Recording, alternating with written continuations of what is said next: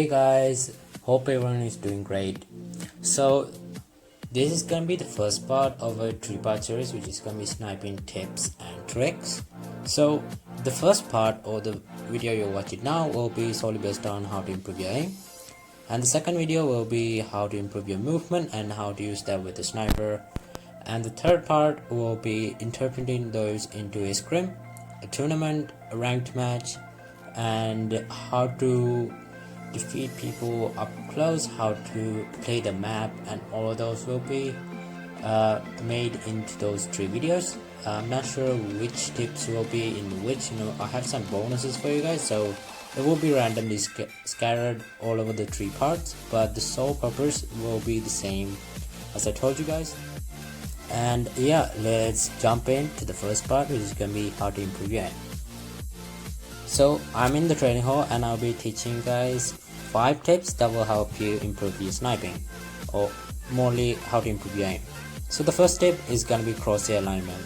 Crosshair alignment is basically getting the center of your screen to your enemy before actually scoping in. This reduces the time you have to stay scoped in and the time that will take you to go to your next opponent. So as you guys can see, the middle dot in the screen, before you're scoping in, is the same place your sniper scope actually opens to. So getting that right there in your opponent will help you tremendously a lot.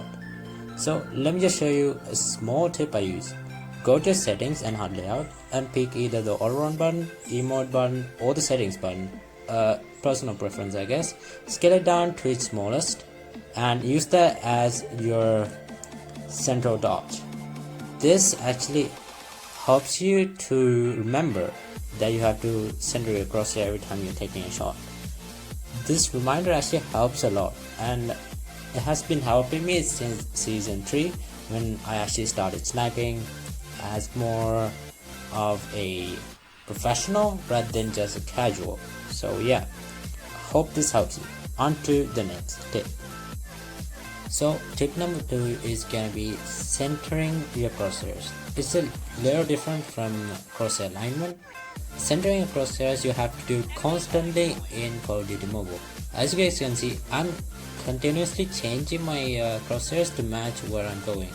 If you do this, if you're just having a fixed crosshair placement or crosshair centering, you will actually lose a lot of gunfights because you're not prepared to face them head on. With the sniper, you have to keep your crosshairs in somewhere between somewhere around the head to the middle stomach area. I personally have it somewhere around the chest area, and it's not that difficult to do. It's pretty easy. You just have to do this consistently for some time and it literally just becomes super easy. So let me just show you what I mean. So look at this. Every time I have my crosshairs somewhere around this height, and if you're scoping, it's at like a 1-shot 1-kill range of the locust. I've been playing with the locust a lot, so I got the timing pretty much correctly, and I consistently do this with wherever I'm trying to aim. If you aim at the leg, you would most likely get a hit marker and possibly die. Right here I got 3 kills. I don't know how, probably did a damage, but look at here. If you hit it like that, you're most likely to die. So centering a crosshair somewhere around the chest area is really useful. I suggest training this for somewhere around 1 hour a day for about 3 days, and you should automatically get some muscle memory and continuously do this in every game. And yeah, on to the next step. Tip number 3 is gonna be finding your perfect sensitivities. Of course, this should be the first thing I tell you guys, but I thought the last 2 is more important, so I put them out in front. So finding your perfect sensitivities is simply meaning something that you're comfortable with, something that actually is unaffected by everyone else. So if it's high sensitivities or low sensitivities, anything that you're comfortable with, that's your perfect sense. And copying a pro player's, a YouTuber's one does not count as your own sensitivities, because they have the sensitivities fixed on either their muscle memory or their device's size. If you have a small device and you copy an iPad player's sensitivities, that's gonna be really challenging for you to keep playing at that. So I highly suggest testing out sensitivities until you get your own perfect one. If you go to sensitivities, you have 3 acceleration values.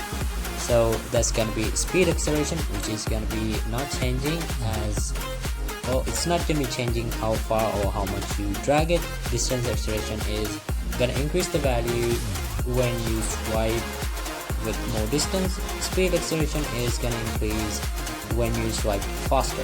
Those are 3 values we have in Call of Duty Mobile, and depending how you play, you could either use fixed, distance, or even speed acceleration.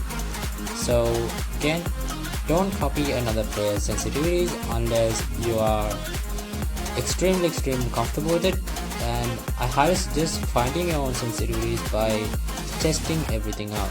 So yeah, that is finding your perfect sensitivities. This is not much of a tip, but it will actually help your aim tremendously a lot. So yeah, on to the next tip.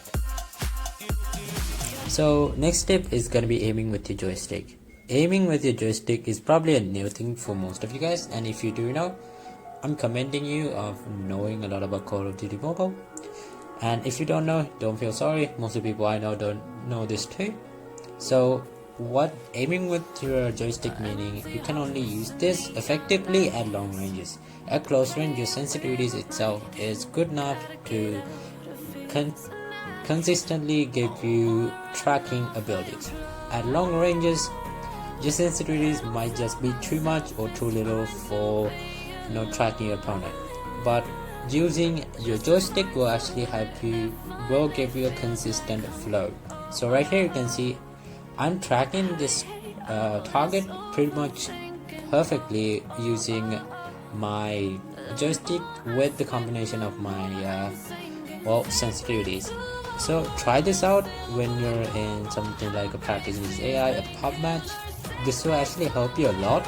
Most people don't know this, but using your joystick to aim can actually help you a lot. Right here I'm using my joystick and I'm almost getting every shot done. So yeah, let's jump into the next tip. So the final tip I'm gonna give you guys is choosing the right gunsmith. From season 9 and forward, Call of Duty Mobile has this system with guns called gunsmith, where you can construct your gun depending how you like it. And with snipers is a different story. How do I say this? Bullet spread accuracy and damage range does not affect any snipers. So if you're using the DLQ, Locust, or RT50, it's gonna be pretty much impossible to get a hit marker unless you're missing your shots and hitting the right hitboxes. So I suggest using these 3 snipers when you're trying to go into a ranked match. So I suggest going for AD speed and movement speed with your gunsmith builds, because that will help you to be a better sniper overall. And I'll be showing you guys some gunsmiths that I recommend you using. So the first one being the Locust. So this one does not have the stopping power mag. If you're accurate with the shots, use this, and the other one does have stopping power mag. So this is more consistently a one-shot one kill. Next one is a DLQ 33 class with a suppressor. Use this if you're not comfortable being noticed. The next one is a DLQ 33 class with a faster AD speed and movement speed. So try this if you're playing aggressive. This RT50 class doesn't get any hit markers, so try this out. It's a bit slower than the others, but do try it out. So today's bonus tip is gonna be quick scoping. When you're quick scoping, it's really important you don't move your joystick. That will help you to be more accurate with your shots. So try this out, it will definitely help you. I won't go in depth because that's about it. So yeah, hope you enjoyed the video and I'll see you in the next one. Bye.